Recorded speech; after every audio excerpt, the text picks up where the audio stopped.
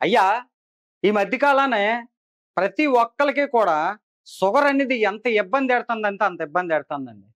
Sugar వచ్చిన తర్వాత చాలా మందికి తెలుసుకోకుండా షుగర్ వచ్చేస్తుందండి. ఆ తర్వాత డాక్టర్లకి డబ్బెట్టినాక చాలా బాధపడుతున్నామండి.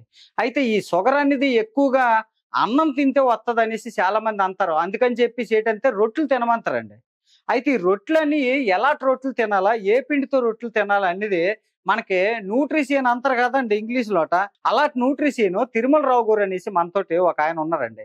ఆయన్ని అడుగుతుమా అసలు రొట్టె తినాలా? అన్నం తినాలా? అంటే రైస్ తినాలా? రొట్టె తినాలా? అనేది తిరుమలరావు గారిని అడిగి తెలుసుకుందామండి. మనతో పాటే ఉన్నారు. అయ్యా నమస్కారం అండి తమరికి. నమస్తే అయ్యా అండి వీరయ్య గారు. అయ్యా ఇప్పుడు చాలా మంది చూస్తే మనకి షుగర్ తోటి చాలా బాధపడతాండ్రు బాబు. ఎంతంటే తెలీదు బాబు. షుగర్ వత్తందని సంగతి తెలీదు. టీలు తాగేత్తనము, అన్ని చేత్తనము. అయితే డాక్టర్ల కాడికెళ్తే ఏటంటారంతాలు, "మీరు అన్నం మానేయండి, రొట్టెలు తినండి" అని అంటారు బాబు. అయితే తమరు న్యూట్రిషియన్ అనేసి తెలిసిందండి. తమరికి తెలిసుంటది కదా! ఎలాంటి రొట్టెలు తింటే మంచిది, ఏటి అనేది. తమరిని అడుగుదామని వచ్చినాను బాబు తన్నాను. చాలా మందికి ఇప్పుడు ఎడ్యుకేషన్ బాగా వచ్చిన తర్వాత ఏమైందంటే షుగర్ అనేది ప్రతి ముగ్గురులో ఒకరికి ఉంటుందండి. ఈ షుగర్ రావడానికి కారణం ఏంటంటే మన ఆంధ్రాలో కానివ్వండి, ప్రపంచం మొత్తం మీద షుగర్ ఎక్కువగా ఉన్న రాష్ట్రం ఏంటంటే తెలంగాణ, ఆంధ్రానే. కారణం ఏంటంటే రైస్ అనేది ఎక్కడైతే ఎక్కువగా తింటారో వాళ్ళకి వస్తుంటది. ఆహా! ఈ రైస్ తినేటప్పుడు పూర్వం ఏంటంటే దానికి తగ్గట్టు పని చేసేవారు కాబట్టి క్యాలరీలు బర్న్ అయిపోయాయి. ఇప్పుడు అంతా కూడా వేలెట్టి అంటే ఇప్పుడు అంతా కూడా పనులు ఎలా ఉంటారు, రెక్కలాడి అవును పని బాబు. చేసేవాళ్ళు. సులువైన పనులయిపోయినాయి సులువైన ఇప్పుడన్నీ. పనులు రెక్కలాడి అవును. పని చేసే వాళ్ళు ఏం చేయాలంటే అవును. అన్నం గరిటతో వడ్డించుకోవాలి, అవును. అన్నం చేత్తో వడ్డించుకోవాలి. అవును. చేత్తో పని చేసేవాళ్ళు అవును. వాళ్ళు ఏం చేయాలంటే గరిటతో వడ్డించుకోవాలి. అవును. వేలితో పని చేసేవాళ్ళం లేదా అవును. మనం తెలివితేటలతో ఉపయోగించి పని చేసేవాళ్ళం. మన స్పూన్ తోనే రైస్ వడ్డించుకోవాలి. ఆహా! ఆ కాన్సెప్ట్ వచ్చింది. ఎందుకంటే ఆ రైస్ లో ఉన్నది ఏంటంటే కార్బోహైడ్రేట్స్ ఎక్కువ. ఆహా! కార్బోహైడ్రేట్స్ ఏదైతే ఎక్కువగా ఉంటుందో వాళ్ళకి షుగర్ ఫ్రీగా వస్తుంది. ఆహా! అందుకే చాలా మందికి ఇప్పుడు ఏమవుతున్నారంటే నేను వెజిటేరియన్ అండి, నేను రైస్ ఎక్కువ తింటున్నాను అంటారు. అవును. కానీ చాలా మంది చేస్తున్న మిస్టేక్ ఇంకోటి ఏంటంటే నాన్ వెజ్ కూడా తినండి, అందులో కార్బోహైడ్రేట్ ఉండదు అంటారు. అవును ఈ బాబు. టాపిక్ చాలా పెద్దది అనమాట. నాన్ వెజ్ తింటే హార్ట్ కి వెళ్ళే నరాలు కూడా కొలెస్ట్రాల్ ఎక్కువ ఉంటది కాబట్టి, ఫైబర్ కంటెంట్ ఉండదు కాబట్టి కార్బోహైడ్రేట్స్ లేవని మాత్రం నాన్ వెజ్ స్థాయికి వెళ్ళకండి. ఎందుకంటే ఆహా! మనకి కొన్ని పవర్స్ కోల్పోతాం. ఆ! సో ఇది ఒక ఫస్ట్ పాయింట్. బాబు. రైస్ ఏదైతే మనం తీసుకుంటున్నామో, పొట్టున్న ఆహారాలు ఏవైతే తింటున్నామో అవును బాబు. దానివల్ల ఏమవుతుందంటే ఇప్పుడు వైట్ ఇడ్లీ తిన్నాం. చాలా మంది అంటారు నాకు షుగర్ ఉంది, నేను పంచదార తిన్ను. హ్మ్. పంచదార తిన్ను. తర్వాత ఇంకేవో అవును బాబు. టీలోటి పంచదార ఏసుకోరు, స్వీట్లు తినరు. స్వీట్లు తింటారు కదా. చాలా. కానీ ఆ! ఒక మాట అండి, మీరు ఒక ఇడ్లీ తింటే 30 స్పూన్లు పంచదార వేసినట్టు ఎంతమంది తెలుసు? అవునా? ఎలాగ బాబు అది? అదంతే అంత డేంజర్ అనమాట. ఆ! ఇడ్లీ ఏంటంటే వైట్ ఇడ్లీ, వైట్ రవ్వ. మళ్ళీ మీకు ఏమవుతుందండి, ఎంప్టీ కార్బోహైడ్రేట్స్, ఎంప్టీ క్యాలరీస్. తెల్లారు లేచిన వెంటనే కంపల్సరీ ఆయిల్ ఉండదు కదండి, ఇడ్లీ తినేస్తాం. అవును. కానీ 30 స్పూన్లు పంచదార ఎంత అయితే మీకు హాని చేస్తుందో ఒక ఇడ్లీ అంత హాని చేస్తుంది. ఆహా! సో వైట్ ఇడ్లీ అనేది, వైట్ దోశ అనేది, వైట్ రైస్ అనేది, వైట్ మిల్క్ అనేది, వైట్ సాల్ట్ అనేది షుగర్ పేషెంట్స్ కి 5 తీసుకోకూడదు. అంటే ఇవి అన్నం కన్నా డేంజర్ అంటారు మరి. అన్నం కన్నా డేంజర్ మైదా పిండి కూడా. ఆహా! ఈ 6 పాయిజన్స్ అండి ఆ! షుగర్ కి. బాబు మరి రొట్టెలు తినమంటారు మీరు, మైదా పిండి డేంజర్ అంటారు. రొట్టెలు తినమంటారు. మైదా పిండితో చేసే ఐటమ్స్ ఏవైతే బేకరీ ఐటమ్స్ ఉంటాయో ఆ! ఇవన్నీ కూడా మెత్తగా సుత్తు మెత్తగా ఉంటాయి. అవును. మార్కెట్ లో దొరికే ఇప్పుడు నేను మార్కెట్ లో దొరికే పిండిలు అన్ని చూసుకోండి. అవును బాబు. ఇప్పుడు కొంతమందికి ఏంటంటే బ్రౌన్ రైస్ ఉంటది, ఆ! తౌడు ఉంటది, అవును. లేకపోతే రాగి మాల్ట్ ఉంటది, అవును. మిల్లెట్స్ ఉంటాయి, ఇవన్నీ పుట్టు ఉంటాయి. ఇవన్నిటికి ఏటవుతుందంటే గుండు కొట్టకుండా ఉండడం వల్ల వారం 10 రోజులకే మెత్తని తౌడు కూడా పురుగు పెట్టేస్తుంది. అవును. అవును. అంతేనండి. అవును బాబు. మరి గుండు కొట్టిన వాటి అన్నిటికీ ఇప్పుడు మైదా పిండి అవనండి, గోధుమ పిండి అవనండి, ఏ పిండి అయినా గానీ పురుగు పట్టదు. ఎన్నాళ్ళ వరకు పట్టదండి? చాన్నాళ్ళు పట్టదు బాబు. కొన్ని పురుగు నెలల వరకు పట్టకంట పట్టదు. ఉంటది. అవును. అంతేనండి. ఆ! అది వైట్ పాయిజన్స్ అన్నమాట. ఆహా! ఏదైతే పురుగు పట్టదో అందులో ఉన్న లాభం అంతా పోయినట్టే. ఆహా! పిప్పి తిన్నట్టే, చెరుకు అంటే పిప్పి తిన్నట్టే. ఏదైతే మనం పొట్టుతోటి ఉంటదో అది మంచిది. మంచిది. ఆ! ఏదైతే పొట్టు తీసేసి ఉంటదో అది పురుగు పట్టదు గాని మంచిది కాదు. పిప్పు ఉన్నట్టే, పిప్పు అవును. తిన్నట్టే, క్యాలరీస్ ఎక్కువ. ఆహా! అంటే పురుగులు కూడా అటు జోలికెళ్ళవు. ఎల్లవు. ఉపయోగం లేనిది ఇంకెందుకండి, వాటికి కూడా అమ్మా! ఉపయోగం లేదు. ఆట్లి కొని తెలివి మనిషికి ఆ! లేకపోయింది. కారణం ఏంటంటే పూర్వం దంపుడు బియ్యం తినేవారు, ఎందుకంటే దంచుకునేవారు. అవును. ఇప్పుడు మిల్లులు వచ్చేసాయి, అవును. తెలివితేటలు వచ్చేసాయి, గుండు కొట్టడం మొదలైంది. అవును బాబు. సో ఇప్పుడు ఏటవుతుందంటే, ఇప్పుడు ఉదాహరణకి మీరు పొట్టున్న ఆహారం తింటే సైన్స్ ఏం చెప్తుందంటే, పొట్టున్న ఆహారం తింటే షుగర్ అనేది జీవితంలో రాదు. ఆహా!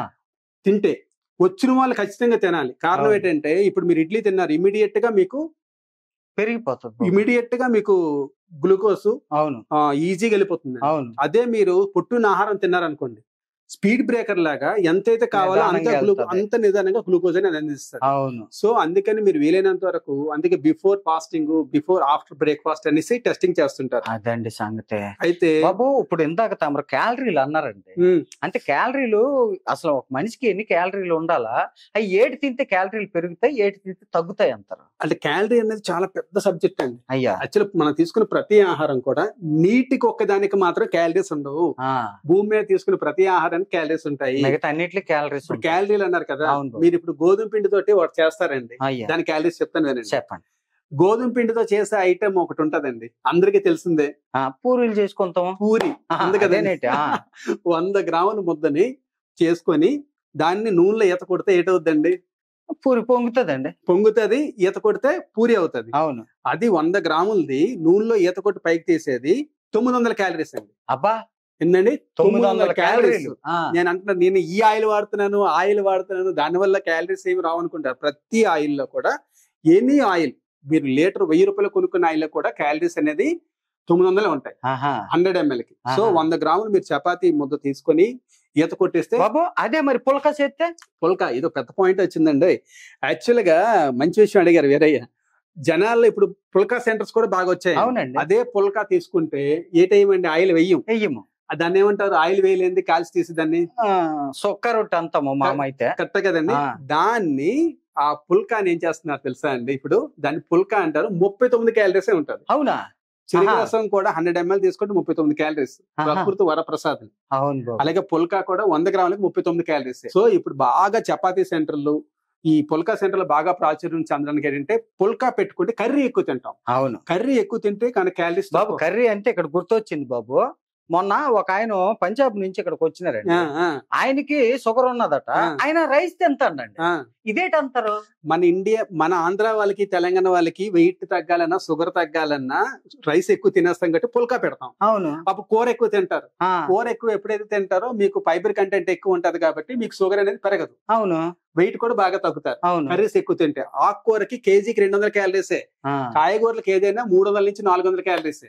సో అదే మనకి పంజాబీ వాళ్ళు, రాజస్థాన్ వాళ్ళు వచ్చినప్పుడు చూడండి, వాళ్ళు ఏమంటారంటే ఓన్లీ చపాతీ పెట్టుకుంటారు. వాళ్ళకి మనం రైస్ పెడతాం. అదే కదా. అప్పుడు రైస్ ఎప్పుడైతే పెట్టామో వాళ్ళు ఏం చేస్తారంటే వెయిట్ బాగా తగ్గుతారు. అదే ఏటి బాబా టెక్నిక్ అంటే. ఇప్పుడు వాళ్ళు పుల్కాలు తినడం అలవాటు అండి, మన రైస్ తినడం ఎక్కువ. సో మన రైస్ ఎంత తింటాము, వాళ్ళు తక్కువ తింటారు. వాళ్ళు ఎంత తింటారు. ఇంకో ఈ టాపిక్ ని గుర్తించుకోండి. మీరు ఇంట్లో రైస్ ఎంత తింటున్నారు అనుకోండి, ఏమండి కూర ఎంత తింటారు? ఎంత తింటాం. రైట్. దీనికి ఎంత అన్నానికి ఎంత కూర, అంతే కదండి. ఇంత అన్నం ఇంత కూర. ఇప్పుడు ఎవరైనా రైస్ తినాలనుకుంటే ఎంత అన్నం ఇంత కూర తినండి.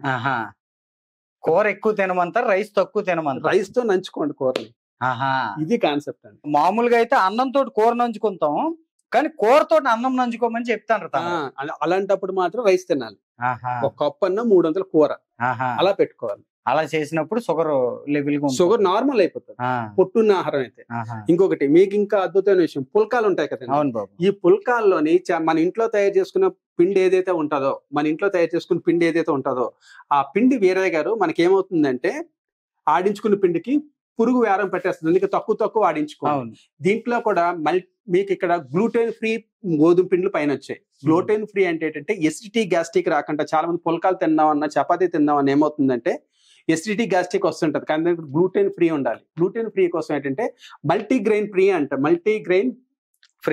మల్టీగ్రెయిన్ పిండిలో వేసుకోవాలి. ఏంటంటే ఒక 40% గోధుమలు ఉంటే రాగులు, జొన్నలు, సజ్జలు, అలసలు, ఇంకోటి ఏంటంటే సోయా, ఈ 5 వేరేగా తీసుకొని అదొక 100 ml, ఒక్కొక్క 5 రకాలు ఒక్కొక్క 100 ml తీసుకొని ఇదొక 40 తీసుకోగలిగితే కేజీ మల్టీగ్రెయిన్ గోధుమ పిండి తయారవుతారు చక్కగా. ఈ దానికి గోధుమ పిండి కలిపి చేసుకుంటే ఆ పిండి మనకి చాలా మంచిది. అది మధ్యాహ్నం పూటే తినాలి, ఎందుకంటే అన్ని కలిసి ఉన్నాయి కాబట్టి.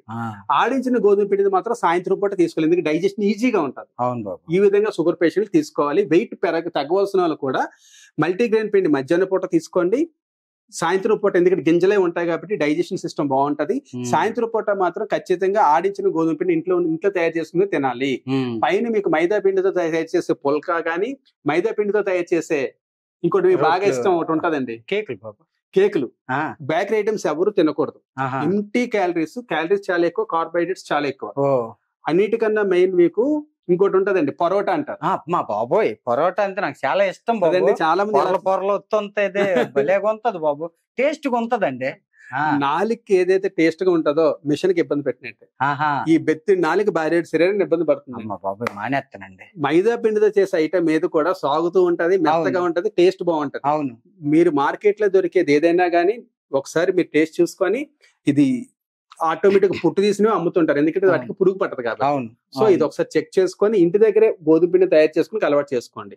ఈ గోధుమ పిండి తయారు చేయడానికి వీరయ్య గారు ఏం చేయాలంటే, గోధుమల్ని ముందుగానే ఒక 18 గంటలు 24 గంటలు నానబెట్టుకొని వాటిని ఒక 2 రోజులు మొలకలు వచ్చిన విధంగా తయారు చేసుకుని, అప్పుడు మీరు మిగిలిన పిండిలతో కలుపు చేసుకొని మధ్యాహ్నం సరిపడే మల్టీగ్రెయిన్ పిండి, సాయంత్రం పూట మామూలుగా ప్లెయిన్ గోధుమ పిండి తయారు చేసుకోగలిగితే మీ గోధుమ పిండి చాలా అద్భుతంగా ఉంటుంది. మీకు దానివల్ల క్యాలరీస్ తక్కువగా ఉంటాయి, వెయిట్ బాగా రెడ్యూస్ అవుతారు, ఎక్కువ కూర తినగలుగుతారు, కాబట్టి షుగర్ అనేది దరిచేరదు, దగ్గరికి రాదు. అన్నిటికన్నా మెయిన్ మీకు బాబు ఈ గోధుమ పిండి వండుకునే ఎప్పుడైనా కానీ చాలా మంది క్యారేజీలు పెట్టుకునేటప్పుడు పేషెంట్స్ ఎక్కడికైనా తీసుకెళ్లేటప్పుడు, హాస్పిటల్స్ కి లేకపోతే క్యారేజీలు తీసుకెళ్లేటప్పుడు, దూర ప్రయాణాలు చేసుకున్నప్పుడు ఏం చేస్తారంటే, పుల్కలు ఎన్ని ఎక్కువ చేసుకున్నా 2-3 రోజులైనా పోవడం. అవును. చపాతీ అయినా దానికి మెత్తగా ఉండడానికి ఏం చేయాలంటే, పల్లీల పొడి, నువ్వుల పొడి ఒక 2-3 స్పూన్లు యాడ్ చేసుకుని కలుపుకుంటే గుల్లగా శుతి మెత్తగా ఉంటాయండి. పల్లీల పొడి, నువ్వుల పొడి కలుపుకొని చపాతీ గానీ పుల్కా గానీ చేసుకోగలిగితే చాలా మెత్తగా శుతి మెత్తగా. ఒక మంచి చిడకా చెప్పినారు. అయితే అన్నిటికన్నా మంచిది ఏంటి చెప్పినారంటే, మైదా మంచిది కాదు, గోధుమ పిండి మంచిది అని బాగా వివరించినారు. ఇంటి దగ్గర తయారు చేసుకున్న గోధుమ పిండి మంచిది, పొట్టు పోకూడదు. ఆ విధంగా పొట్టు పోకంతా ఏటైతే ఉన్నాయో అవి మంచివి. అవునండి. చాలా బాగా చెప్పినారు బాబు, ధన్యవాదాలు బాబు తమరికి. అయ్యా చూసినారు కదండి, షుగరు అని మనం కంగారు పడిపోయిన అక్కర్లేదండి. షుగర్కి ఏదైతే పొట్టు తీకంటా ఉంటాయో అవి వాడాలండి. అంటే ఇప్పుడు మనం ఏడు చేస్తాము, గోధుమలు ఉన్నాయండి, గోధుమల నుంచే మైదా వస్తుంది, గోధుమల నుంచే గోధుమ పిండి వస్తుంది, కానీ గోధుమ పిండి అనేది పొట్టు తీయకంట ఉంటుంది, అంటే తక్కువ తీస్తారు.